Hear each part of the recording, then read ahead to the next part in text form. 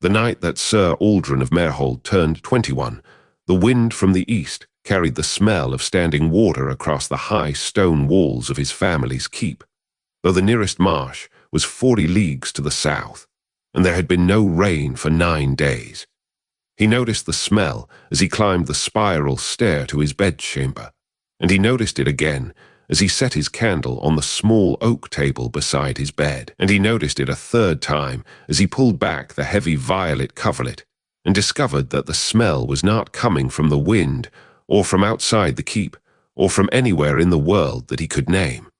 It was coming from the chamber itself, from the walls of his bedchamber, from the floor beneath his boots, from a place that smelled of black water and old peat and the particular cold breath of moss that has been growing in the same place for several hundred years. He stood very still with the coverlet half drawn back, and he listened. The candle flame on the oak table did not waver. The fire in the small hearth did not crackle. Outside the high arched window, the moon was full and silver and pinned to the sky like the seal on a letter that has been waiting for a long time to be opened. And in the corner of his bedchamber, in the deep shadow beside the wardrobe where the candlelight did not quite reach, someone was sitting in his reading chair. The figure in the chair was very tall and very thin, and was dressed in robes the color of bruised plums, and was watching him with the patient and slightly amused expression of a creditor who has finally caught up with a debtor after a great many years of pursuit. The figure did not move. The figure did not speak. The figure simply waited, with its long, pale hands folded neatly in its lap, until Ser Aldren had collected enough of his composure to set the coverlet down and turn fully toward the chair and ask, in a voice that he was pleased to find did not shake, who his visitor was and what his visitor wanted. "I am here to collect," said the figure in the violet robes, in a voice that was very soft and very precise, and that seemed to come from somewhere slightly behind itself, as though the figure were speaking through a thick curtain or from the bottom of a deep well. "Your grandfather borrowed something from my master a great many years ago. 3 generations have passed without payment. Tonight is the night that the loan comes due." Ser Aldren stood beside his bed and considered very carefully the figure in his reading chair. He had been raised in the keep of Maerhold from the day of his birth.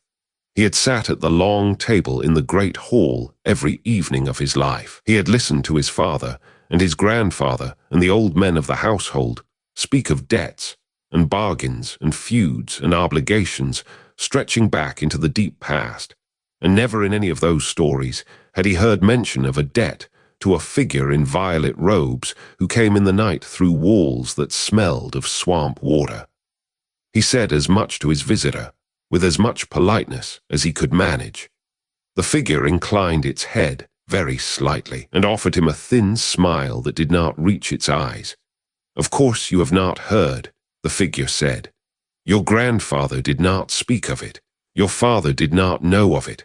The bargain was made in private, and the terms were such that the borrower was not at liberty to share them with his descendants. You are the heir of Maerhold. You are the keeper of every debt this house has ever incurred, whether you have been told of them or not. And tonight, Sir Knight, you are required to ride." The smell of standing water grew stronger in the chamber, and Ser Aldren found that the candle flame had begun, very slowly, to lean toward the figure in the chair, as though something were drawing the air of the room out through its mouth. "Where," he asked with great care, "am I required to ride?" "To the lowlands," the figure said, "to the swamps that lie beyond the Whitemoor and the 6 stones and the broken aqueduct of the old empire. There is a castle in the swamp. It does not appear on any map that has been drawn within living memory. You will know it when you see it, because the moon will be full above it, and the water around its walls will be very still. My master is waiting for you there. You have until the next full moon to arrive. If you do not arrive, the terms of the bargain will collect themselves by other means, and you will not be pleased with the manner of that collection." The figure rose from the chair. It did so without using its hands and without unfolding its legs in any natural way. It simply stood in one movement, as though gravity had briefly forgotten its shape. It walked to the center of the chamber, and the smell of black water followed it, and Ser Aldren noticed that the figure did not cast a shadow on the flagstones, although the candle was burning brightly behind it. "What did my grandfather borrow?" he asked. "What is the debt?" The figure paused at the door of the chamber, with one long pale hand resting on the iron latch, and considered the question with a thoughtful expression. For a long moment it did not answer, and Ser Aldren had time to notice that the violet of its robes was not the color of any dye that he had ever seen woven by human hands. It was the color of a deep bruise on pale skin. It was the color of certain mushrooms that grow only in the places where bodies have been buried for a long time. It was the color of the eastern sky in the moment just before a storm, when the light has not yet failed but is no longer trustworthy. "That is a question," the figure said at last, "which my master will answer when you arrive. It is not my place to speak for him. I am only the messenger. The riding is yours." And then the figure was no longer in the chamber. It did not walk through the door. It did not vanish in a flash of light, or a puff of smoke, or any of the dramatic disappearances that a child raised on troubadour songs might expect. It simply was no longer there. The latch on the door had not moved.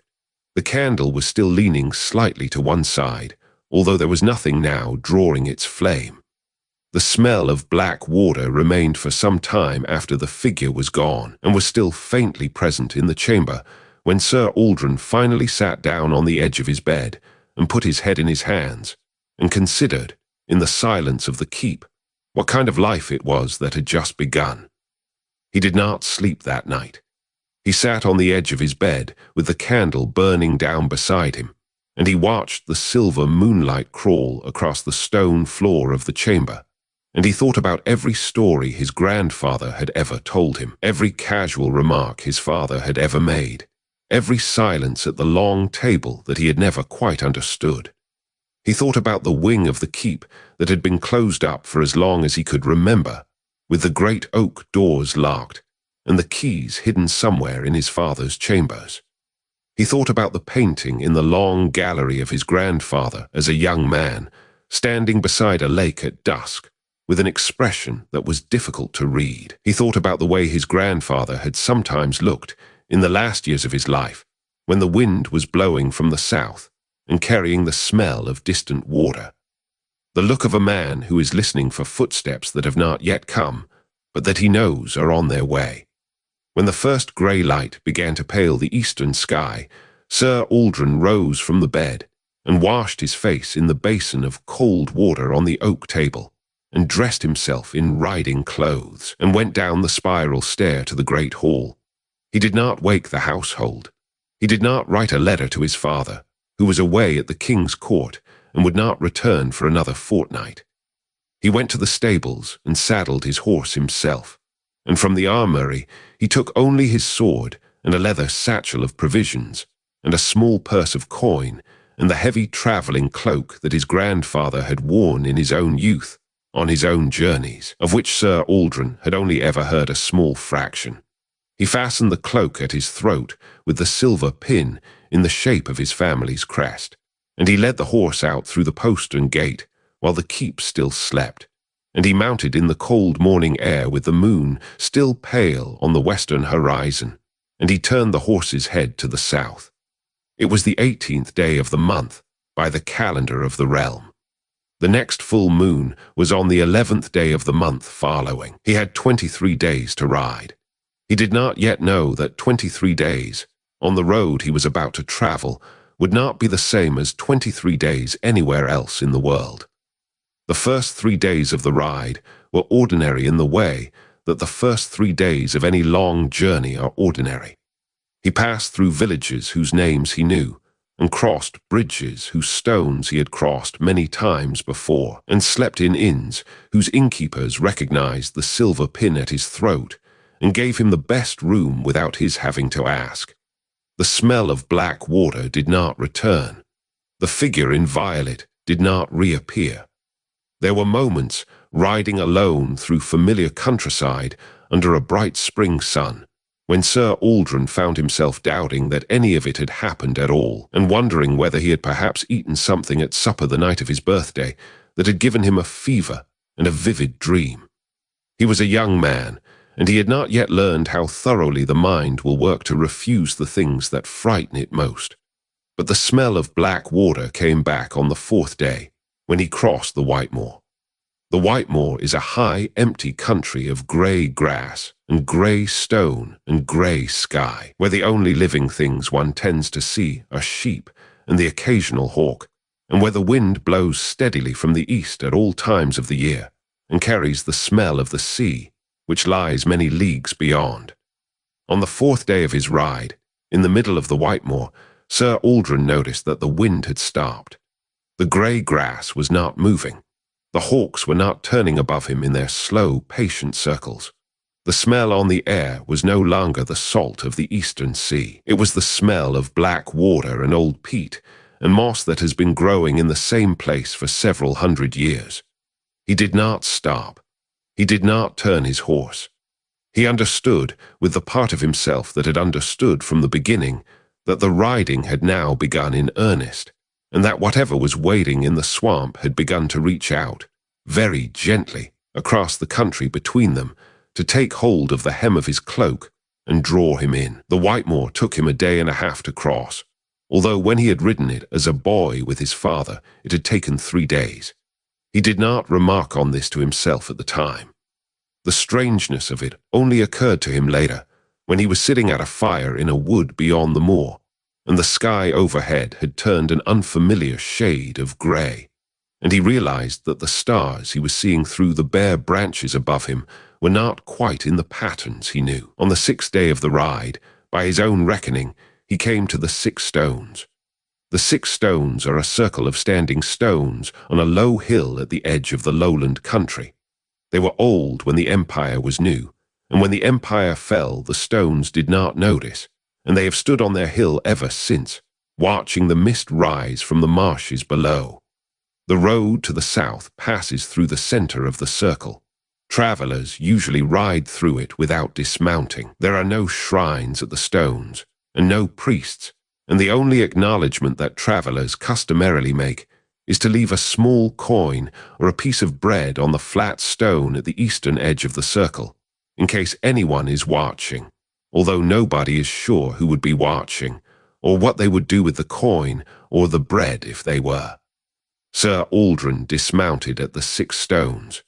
He led his horse to the eastern edge of the circle, and he stood for a moment with his hand on the flat stone, and he considered what he should leave there. He had a small loaf of dark bread in his satchel, and a few copper coins, and a strip of dried meat. He had also a folded letter that he had written for his father in the night before, in case he did not return, in which he had attempted to explain what had happened in his bedchamber on the night of his birthday, and what he was riding to do, and what he wished his father to know if he did not come back. He had not been able to think of a way to send the letter. There was no messenger he trusted with such a thing. He thought, standing at the flat stone, that the 6 stones had been watching the lowland country for a very long time, and that they had probably watched a great many people ride south on errands like his own, and that very few of those people had come back to collect their letters on the return journey. He thought that if anyone in this country was likely to know the proper care for a letter that might never be answered, it would be the watchers of the 6 stones, whoever or whatever they were. He set the bread and the coins on the flat stone, and beside them he set the folded letter, and he weighed the letter down with the strip of dried meat so that the wind would not take it. And then he stood for a moment with his hand on the cold, rough surface of the stone, and he said, aloud, in the empty air of the circle, "If I do not return, will you see that this reaches my father at Maerhold?" He did not expect an answer. He received one after a fashion. The wind on the hilltop, which had been still for several minutes, picked up briefly and turned the corner of the letter, as though something were inspecting the address. And then it died again, and the letter lay flat on the stone, and Ser Aldren took this as the only acknowledgement he was likely to get. and mounted his horse, and rode south through the center of the circle, and did not look back. The road from the 6 stones to the lowland marshes is a narrow track of pale stone laid down by the engineers of the old empire, in the days when the empire still cared about reaching the southern country, before the reasons for caring had been forgotten, and the country had been allowed to slip back into the hands of whatever had owned it before the empire arrived. The track runs for 9 leagues across a country of low, rolling hills covered in heather and gorse, and then it descends, sharply, into the broken aqueduct. The broken aqueduct is the last work of the old empire that one passes through before entering the lowlands. It was built to carry fresh water from the high country down to a city in the marshes that no longer exists. The city was abandoned for reasons that the histories do not record, and the aqueduct fell into disrepair, and large sections of it have collapsed over the centuries into heaps of pale stone overgrown with ivy and bramble.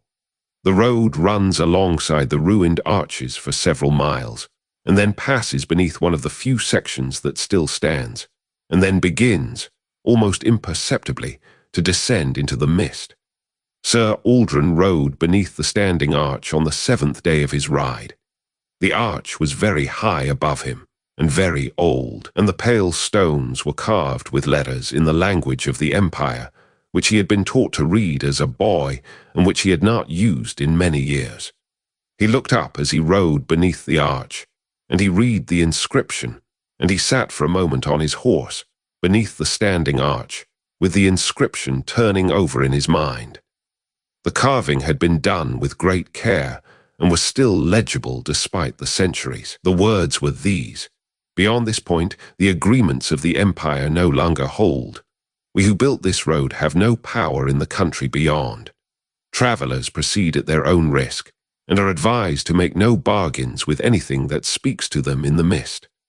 Ser Aldren thought for some time about the inscription beneath the arch, with his horse standing patiently, and the smell of black water growing stronger on the air, and then he thought that the bargain in his case had been made several generations ago, by a grandfather he had loved very much, and whose face he could still see clearly when he closed his eyes, and that the inscription was no longer of any use to him.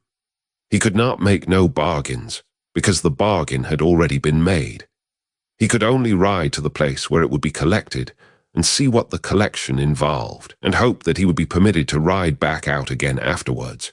He clicked his tongue to the horse, and the horse went forward, and they passed beneath the arch together, and began the long, slow descent into the mist. The mist did not lift, on the road into the lowlands, in the way that mist lifts in the high country when the sun rises. It thickened. It became, slowly, the substance through which Ser Aldren was riding, rather than something the light could burn away. By the end of the 7th day, he could no longer see the road more than a horse's length ahead of him, and the pale stones of the old empire's track had given way to a softer surface of packed peat that muffled his horse's hooves into a silence broken only by his own breathing, and the occasional small sound of water moving somewhere on either side of the road. He camped that night, for the first time, without making a fire. He had tried to gather wood at the edge of the road, and the wood was wet through to the heart of every branch, and he understood, when he had abandoned the attempt and was sitting wrapped in his cloak with his back against a tussock of damp grass, that there had probably been no fires lit in this country for a very long time. The cold was not the sharp, clean cold of the high country.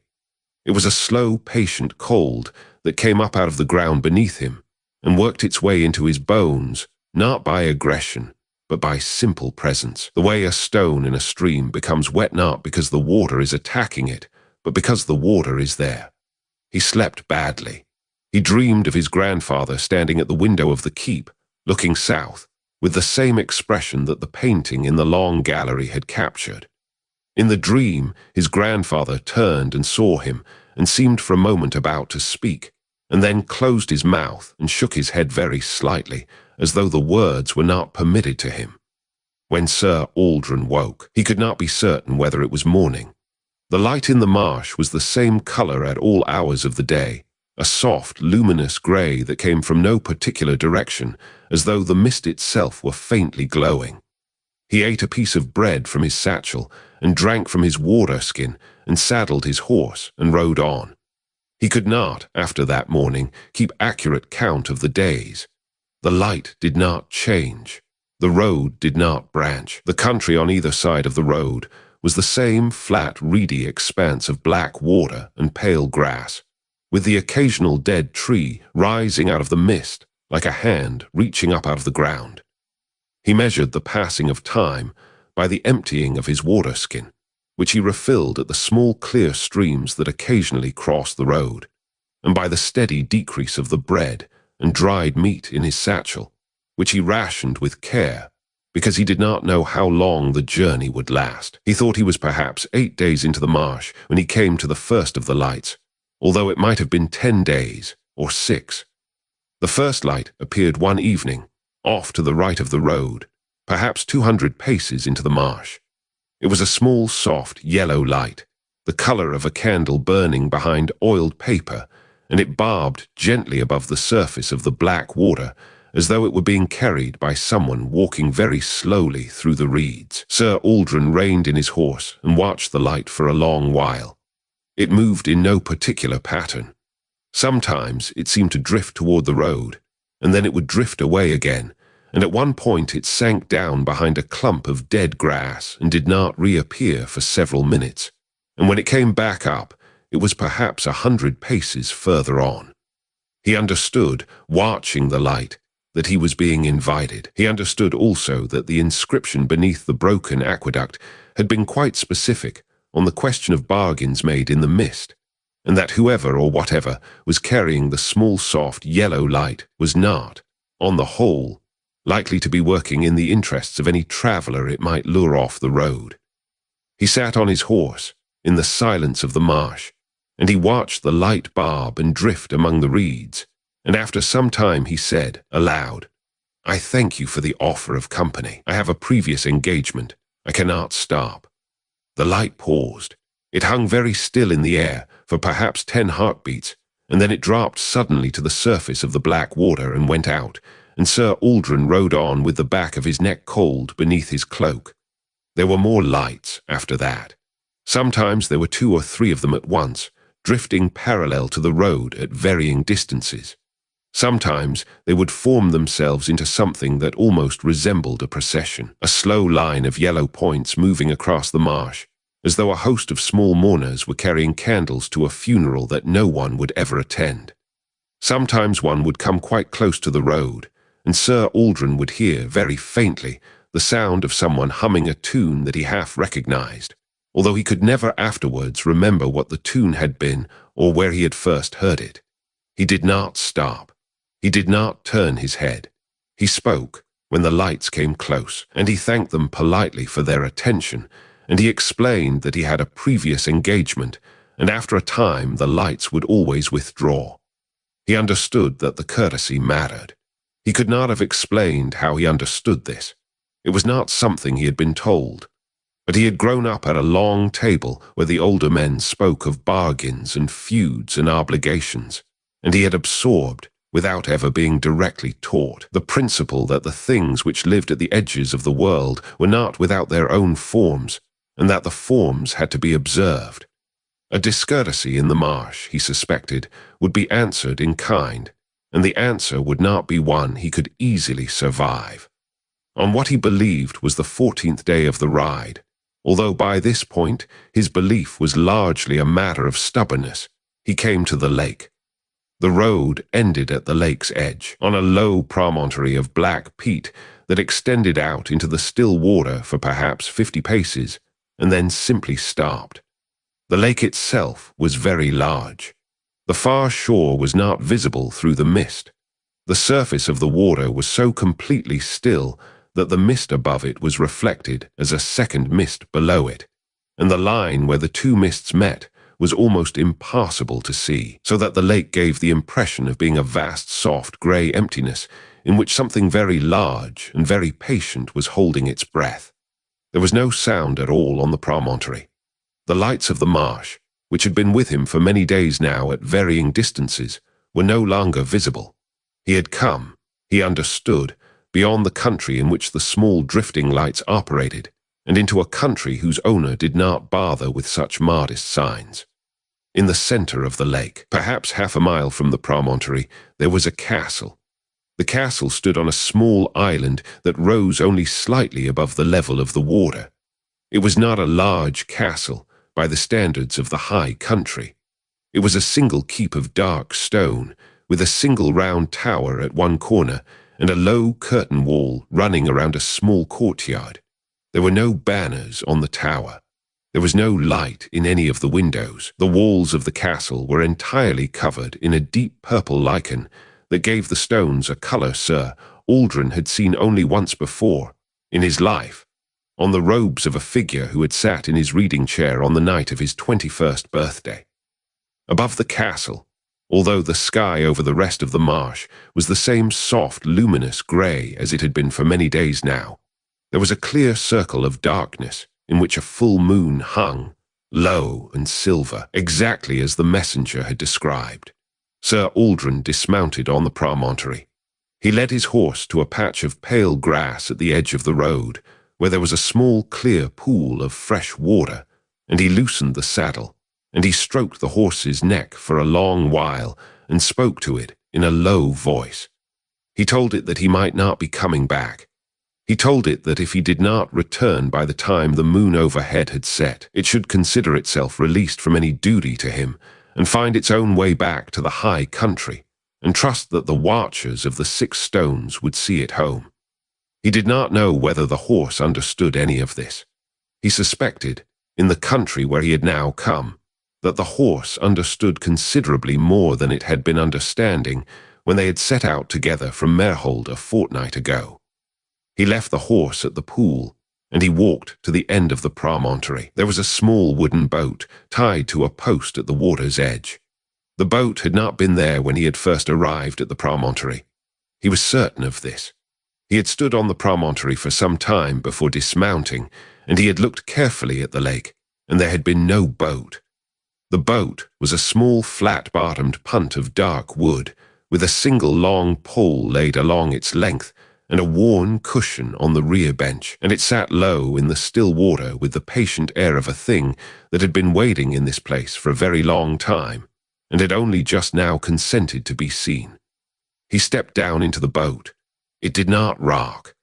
The rope at the post untied itself, very slowly, and slid into the water with a small soft sound, and the boat began to drift away from the promontory of its own accord, and Ser Aldren took up the long pole and set it against the shallow lake bottom, and pushed himself out into the silver mist.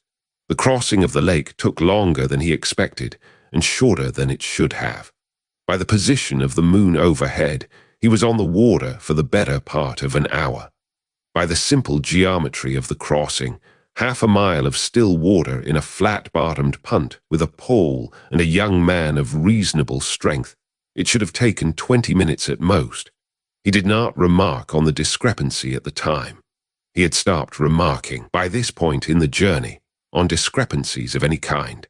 He stood in the rear of the boat and pushed the pole steadily against the lake bottom, and the boat slid forward through the mist, and he watched the dark walls of the castle grow slowly larger ahead of him, and he listened to the silence of the water, which was the deepest silence he had ever heard, deeper even than the silence of the high mountains in winter.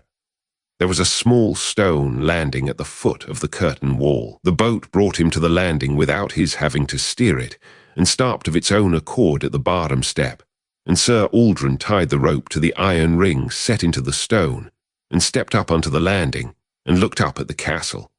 A small wooden door stood open in the curtain wall at the top of the landing steps. Beyond the door, a passage of dark stone ran into the courtyard of the castle. There was no light in the passage. The walls of the passage were entirely covered in the same deep purple lichen as the outer walls of the castle. The smell of Blackwater was very strong in the doorway, but it was layered now with another smell, a smell of cold stone and dust, and the dry papery odor of very old books. Ser Aldren paused at the door with his hand on the dark wood, and he listened, and he heard nothing. No voices, no footsteps, no bells, nothing but the soft, far sound of the lake water lapping at the stone of the landing behind him. He drew his sword very quietly, although he understood that the sword was unlikely to be of much practical use in whatever was waiting for him beyond the door. He carried the sword for the same reason that he had said the polite words to the lights in the marsh. There were forms to be observed. A young man of his rank did not enter a strange castle on an errand of consequence without a drawn blade in his hand. The blade would not save him, but the gesture was the gesture, and the gesture was part of who he was, and he had decided, somewhere on the long road south, that whatever else happened in the castle in the swamp, he would not arrive at the meeting having forgotten who he was. He stepped through the door. The passage was longer than the curtain wall should have been able to contain. He walked in the dark for what felt like several minutes, with his free hand trailing along the lichen-covered stone of the wall, and the smell of old books growing stronger ahead of him, and the sound of his own breathing very loud in his ears. After a time, he came to a second door, of dark wood bound with iron, and the door swung open at his approach without his having touched it, and he stepped through into the courtyard of the castle. The courtyard was lit by a single great candle. The candle stood on a stone pedestal in the center of the courtyard, and it was perhaps the height of a tall man, and its flame burned with a steady pale violet light that did not flicker even in the breeze that was now stirring the mist above the castle walls. By the light of the candle, Ser Aldren saw that the courtyard was paved with flagstones of pale grey, and that the flagstones were laid in a spiral pattern that began at the candle and wound outward to the walls of the castle. He saw also that there were figures standing at intervals along the spiral, quite still, their heads bowed and their hands folded in front of them, dressed in robes of various colors that had once been bright and were now dimmed by the patina of long centuries spent in the same posture. He counted the figures by the light of the candle. There were 32 of them. None of them moved. In the doorway of the keep, on the far side of the courtyard, a tall figure in violet robes stood waiting for him. It was not the same figure that had come to his bedchamber. It was taller and broader, and stood with the easy confidence of a thing that had not been a messenger to anyone in a very long time. Its robes were the same impossible color as the lichen on the walls and the flame of the great candle. Its hands were folded inside its long sleeves. Its face was not visible beneath its hood. When Ser Aldren stepped into the courtyard, the figure inclined its head in the slight courteous bow of a host receiving a long-awaited guest, and then it raised one pale hand and beckoned him forward and spoke. "Ser Aldren of Maerhold," the figure said, in a voice that filled the courtyard without seeming to be raised at all. "You are welcome at the Blackwater. You have ridden well, and you have ridden in good time, and you have observed the courtesies of the road. Come, your grandfather is waiting for you." Ser Aldren stopped in the center of the courtyard, beside the great candle, and looked at the figure in the doorway, and felt the cold of the lake settle into the bottom of his stomach. "My grandfather," he said carefully, "has been dead these 11 years. The figure in the doorway tilted its head slightly to one side, in the manner of a creature considering a question it has heard many times before, from many different mouths, and finding the question, on each occasion, to be slightly more interesting than it had expected. "Has he?" the figure said, and it stepped back from the doorway into the dark of the keep, and it gestured, with one pale hand, for Ser Aldren to follow. The hall of the keep was lit, as the courtyard had been, by a single great candle, and the candle stood at the far end of the hall on a low stone dais, and the flame of the candle was the same steady pale violet as the one outside. There were long tables of dark wood running down both sides of the hall, and there were chairs at the tables, and at each of the chairs a figure was seated, very still, with a cup of dark stone set on the table in front of it. Some of the figures wore the clothes of the high country of recent generations, of trades and ranks Ser Aldren recognized. Others wore older clothes, the doublets and hose of his grandfather's youth, the long robes of the empire that had ended 400 years ago, the rough wool tunics of even older times. None of the figures moved. None of them looked up as he entered. But Ser Aldren understood, walking the long aisle between the tables, that he was being watched, and that the watching was being done by a great many eyes, and that the eyes were not necessarily the ones he could see. His grandfather was sitting at the high table on the dais, beside the great candle. Ser Aldren had thought he was prepared for this. He had had many days in the marsh to consider what he might find at the end of the ride. He had imagined a creature in the shape of his grandfather, a clever puppet animated by something that wore his grandfather's face the way a hunter wears the skin of a deer. He had imagined a body in his grandfather's clothes, propped up at a table, lifeless and accusing. He had imagined many things. He had not imagined this. His grandfather looked up as he approached the dais. His grandfather was old, as he had been at the end of his life. His hair was the same fine white that Ser Aldren remembered, and his beard was trimmed in the same neat way, and the small silver pin in the shape of the family crest was fastened at his throat, exactly as it had been on the day he had been laid in the family vault at Maerhold.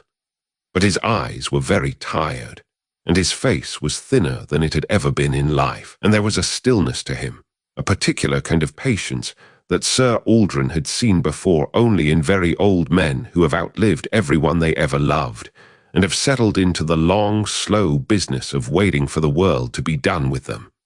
His grandfather looked up and saw him, and a small, slow smile came to the old man's face. "Aldren," he said. His voice was the same voice, the same warmth, the same slight roughness at the edges that had always been there when he had spoken his grandson's name. "I had hoped it would not be you. I had hoped your father would have died first, and the debt would have fallen on your uncle, who has no sons, and there it would have ended, and you would have been spared. But your uncle died last winter in the south. I felt him pass, even from here. And so it is you, after all. I am sorry, my boy. I am so very sorry." Ser Aldren stood at the foot of the dais with his sword still in his hand, and he looked at his grandfather, and for a long moment he could not speak. The figure in violet had moved to stand at one side of the dais, with its hands folded inside its long sleeves, and was waiting with what seemed to be a polite kind of patience for the family business to take whatever form it would take. "What is this place?" Ser Aldren said at last.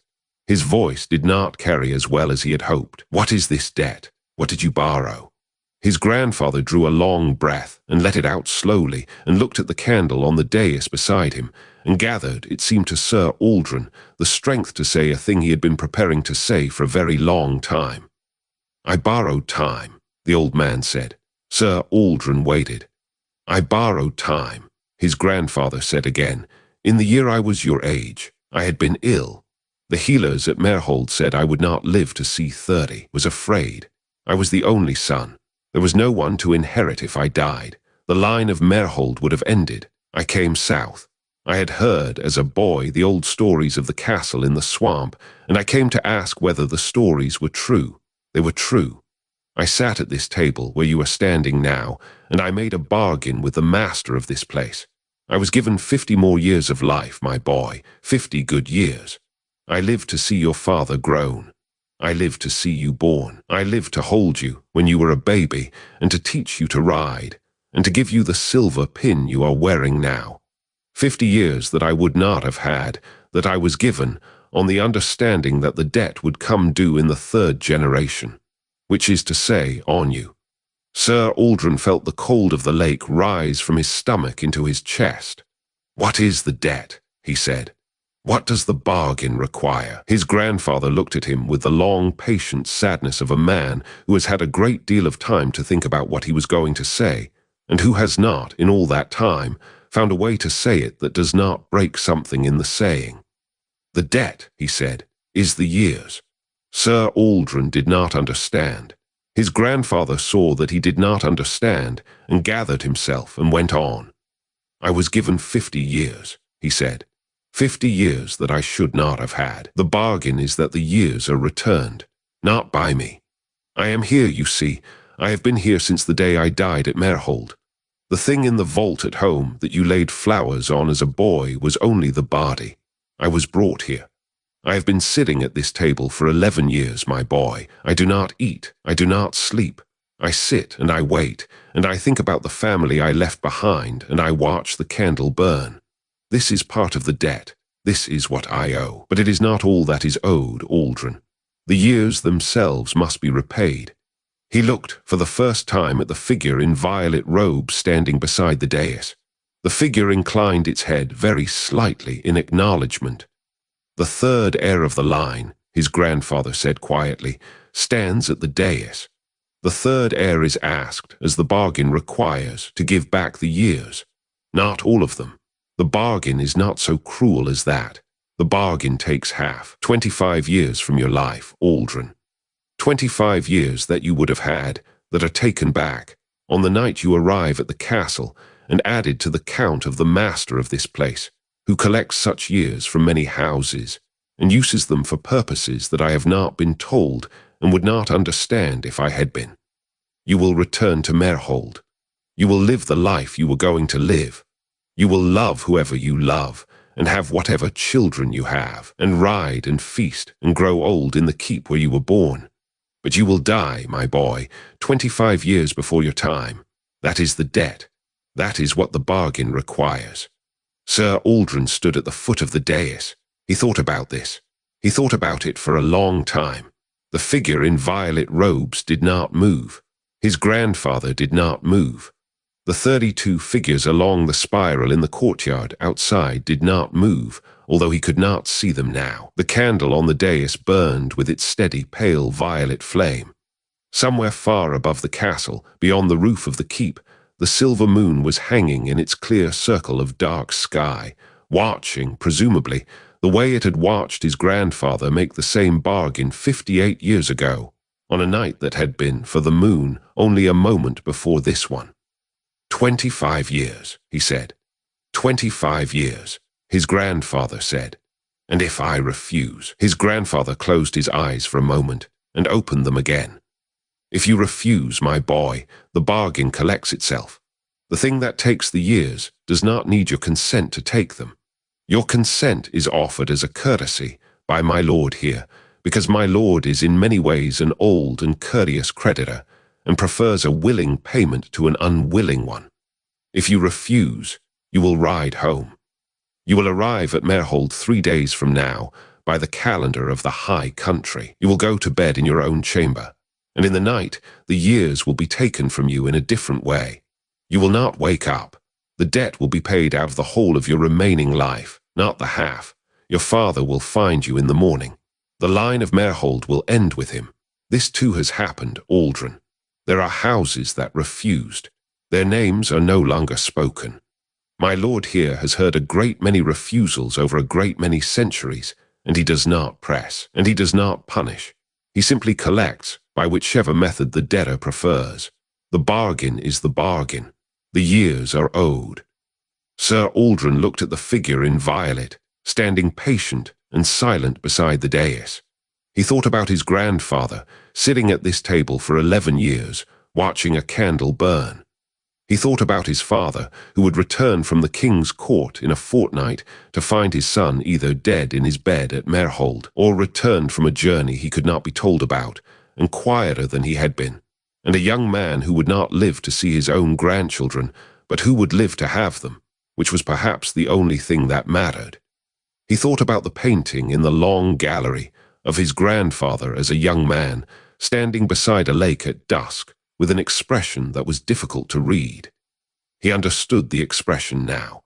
He had seen the same expression looking back at him, once or twice, from the dark glass of the windows in his bedchamber, in the days since the figure in violet had come. He thought, finally, about the inscription beneath the broken aqueduct. The agreements of the empire no longer hold. Travelers proceed at their own risk. Make no bargains with anything that speaks to them in the mist. He had not made a bargain with anything in the mist. He had inherited one. There was a difference. He was not certain that the difference mattered in the long view, but it was the difference his grandfather had given him, and the difference he had ridden a fortnight to keep, and he understood, standing in the hall of the keep with the candle burning beside him and the cold of the lake in his bones, that he was not going to be the one to break the line of Maerhold. Not over 25 years, not over any number of years. He sheathed his sword. He stepped up onto the dais. He looked at his grandfather, and he saw the old man's eyes fill with tears that did not fall, because in this place the tears of the dead were not permitted to fall, and he reached out and took his grandfather's cold hand in his own, and held it for a long moment, and let it go. He turned to the figure in violet robes. "My lord," he said, "I will pay." The figure in violet inclined its head. It did not draw any blade or speak any incantation or make any gesture that Ser Aldren could have described afterwards. It simply lifted one pale hand and held it palm outward toward him, and Ser Aldren felt, for the space of perhaps 3 heartbeats, a sensation that he would never quite be able to put into words. It was not pain. It was the sensation of something being subtracted from the deep interior of himself, gently, and without malice, and with the practiced efficiency of a thing that had performed this operation many thousands of times over a very long span of years. He felt, for those 3 heartbeats, every one of the 25 years that he was giving up. He felt the weight of them, the substance of them, the particular shape they would have had in his life. He felt them lift and depart and pass through the pale hand of the figure in violet and go elsewhere. And then it was done. The figure lowered its hand. The pale violet flame of the great candle dimmed, very slightly, as though something had been added to it. The figure inclined its head again, in the same slight courteous bow with which it had first received him. "The bargain is complete," it said. "The house of Maerhold is now in good standing with the Blackwater. You will not be visited again, Ser Aldren, nor will your son if you have a son, nor will his son. The debt is settled." Ser Aldren stood on the dais and felt his heart beating, and felt the cold of the lake beginning to leave his bones. He turned back to his grandfather. The old man was watching him with the same long, patient sadness, but the sadness was lighter now, as though something heavy had been set down at last after a great many years of carrying it. "Go home, my boy," his grandfather said. "Live your life. Have your children. Tell them about me if you can find a way, although the bargain forbids you to tell them this part. Tell them about the rides we used to take. Tell them about the painting in the long gallery. Tell them I loved them, although I never met them. Tell them that the line of Maerhold continues, and that they should be proud of it." Ser Aldren leaned forward and kissed his grandfather on the forehead, the way he had kissed him as a boy of 7 on the night before the old man had ridden out to a war that he had come back from, but which he had never quite spoken of afterwards. The forehead was very cold, but it was his grandfather's forehead. It was the same skin he had kissed before.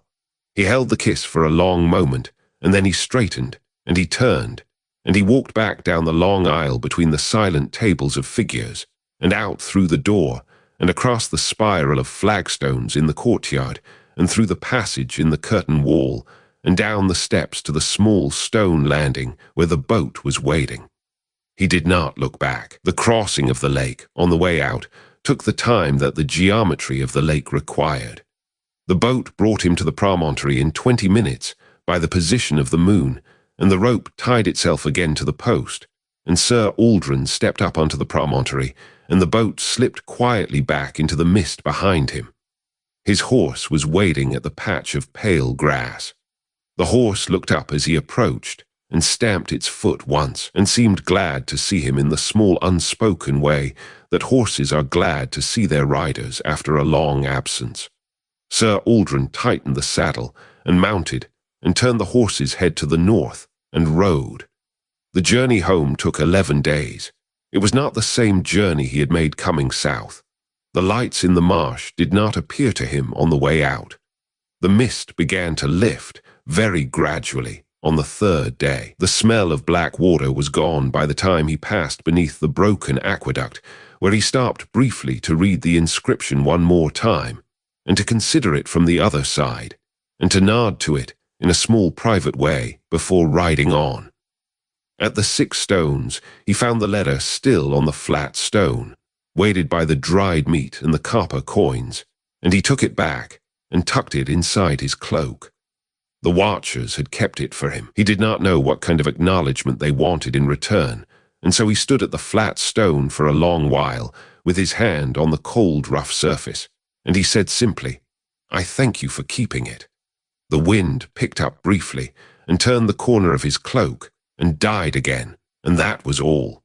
He arrived at Maerhold on a clear afternoon in the early summer. His father was in the courtyard of the keep, having returned from the king's court 3 days before, and had been making preparations to ride south himself, having heard from the household that his son had departed without warning and without a destination. His father saw him ride through the gate and ran down the steps of the keep and embraced him in the courtyard for a long time without speaking, the way men of their family had always embraced each other in moments of strong feeling, in silence and with great seriousness, as though words might somehow reduce what was being expressed. "Where have you been?" his father said at last, holding him at arm's length and looking at him. "Where in the name of every saint have you been?" Ser Aldren considered the question. He had, on the long ride home, thought a great deal about what he would say. He had understood, by the time he reached the high country again, that the bargain forbade him from telling this story to anyone, ever, for the whole of his remaining life, and that any attempt to do so would simply slide off the listener's mind like water off a stone, and would not be remembered. He was not even certain, walking up the steps of the keep with his arm across his father's shoulders, that he himself would be permitted to keep the memory in the form he had it. It might soften in time. It might become a dream. It might become, eventually, only a feeling, the small private sorrow of a man who lives all his life with the awareness that some 25 years have been taken from the end of his life, although he could not quite remember how, or why, or by whom. But for now, on this clear summer afternoon, he remembered all of it. He remembered the figure in his bedchamber, the smell of Blackwater, the Whitemore and the 6 stones and the broken aqueduct, the lights in the marsh and the courtesy he had shown them, the lake and the boat and the spiral of flagstones in the courtyard, the candle in the hall of the keep, his grandfather's tired, patient face and the sound of his grandfather's voice saying his name, the pale hand of the figure in violet and the brief strange feeling of years being lifted out of the inside of himself. He remembered all of it. He looked at his father in the courtyard of Maerhold, with the late afternoon sun gilding the stone of the keep, and he opened his mouth to begin to give some kind of answer, and the answer that came out of him was not the answer he had been planning to give. It was something simpler and truer in a way that surprised him, and it was, he understood as he said it, perhaps the only thing the bargain would permit him to say. "I went to see grandfather," he said. "I rode south, and I sat with him for a while, and I came home." His father looked at him for a long moment. His father was not a man given to easy understandings. His father had served in 3 wars and survived 2, and had been a counselor at the king's court for 15 years, and had a face that did not give very much away. But his father was the son of his grandfather, and had grown up in the same long galleries Ser Aldren had grown up in, and had heard, perhaps, the same silences at the long table that Ser Aldren had not understood as a boy. His father did not ask any further questions. He simply nodded, very slowly, and put his arm back across his son's shoulders, and walked him up the steps of the keep, and into the great hall, and called for food and wine and water for washing, and did not raise the matter again. Ser Aldren of Maerhold lived to be 56 years old. He married a woman from the western country whom he had met at his father's table, and he had 3 children with her, 2 sons and a daughter, and he taught the eldest son to ride on the same paths in the high country that his grandfather had once taught him. He was a quiet man, and a fair lord, and a good father, and he was loved by his household and respected by his neighbors. And when he died, of a fever that came on him in the late autumn of his 56th year, his children gathered at his bedside and held his hands, and his wife sat beside him in the candlelight, and he was not afraid. He understood, his 56 years. He had had every one of them. And the years he had not had, the 25 that had gone elsewhere on a night, a long time ago in a castle in a swamp, were no longer his to grieve. They had been the price of being his grandfather's grandson, and he had paid it gladly, and the line of Maerhold continued, and would continue, and that was the only accounting that mattered to him in the end. He died on a clear, cold night with the moon full and silver above the keep. He did not see the figure in violet that came briefly to the corner of his bedchamber, in the deep shadow beside the wardrobe where the candlelight did not quite reach, and inclined its head, very slightly, in the slight courteous bow of a creditor acknowledging an account that has been kept in good faith. The figure stood for only a moment, with its hands folded inside its long sleeves, and then it was no longer there. The door of the chamber had not moved. The candle by the bedside burned steadily. In the marsh in the south of the country, in the still water of a lake that does not appear on any map drawn within living memory, a great candle burned with a steady, pale violet flame. In the hall of a keep, where many figures sat at long tables with cups of dark stone in front of them, and waited, and did not move, and watched the slow burning of the candle, and thought, each in their turn, about the families they had left behind, and the bargains they had made, and the descendants who were riding even now, somewhere on the long roads of the high country, toward the doors of the keep where the debts came due. The line of Maerhold did not produce another debtor, but there were other lines. There were always other lines, and the moon above the lake, on its silent silver nights, looked down on the still water and on the dark walls of the keep and on the small wooden boat tied to the post at the landing, and waited with the patient patience of all things that have all of time before them for the next rider to arrive.